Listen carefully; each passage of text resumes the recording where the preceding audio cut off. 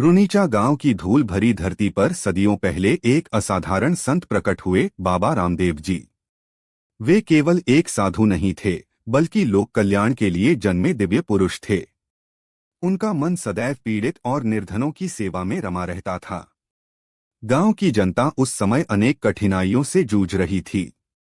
सूखा पड़ने पर पानी की भयंकर कमी हो जाती, बीमारियां फैलती और लोग दूर दराज से पानी ढोने को विवश होते। बाबा रामदेव जी यह सब देखकर बहुत व्याकुल हुए।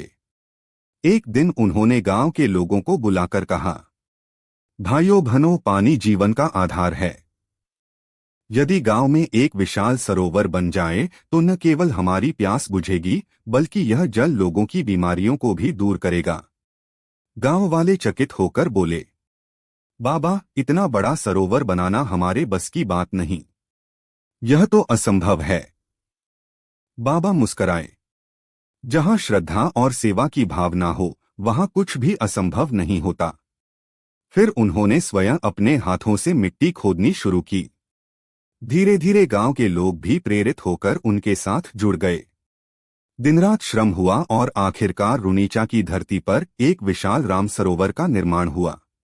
कहा जाता है कि जब सरोवर भरा तो उसमें साधारण जल नहीं, बल्कि दिव्य जल प्रकट हुआ। लोगों ने देखा कि जो बीमार इस जल से स्नान करते या इसे पीते, उनकी पीड़ाएं कम हो जाती। यह चमत्कार देख गांव के लोग बाबा को दंडवत प्रणाम करने लगे। धीरे धीरे दूर दूर से लोग इस सरोवर में आने लगे। आज भी जनश्रुति है कि राम सरोवर का जल रोगों को ठीक करता है और मन को शांति प्रदान करता है। यह केवल एक जलाशय नहीं, बल्कि बाबा रामदेव जी की करुणा और लोक कल्याण की जीवित प्रतीक है। इसीलिए भक्तजन आज भी राम सरोवर के दर्शन और स्नान को पुण्यकारी मानते हैं। मुझे कमेंट बॉक्स में बताइए कि यह कथा आपको कैसी लगी और चैनल को लाइक और सब्सक्राइब जरूर करें।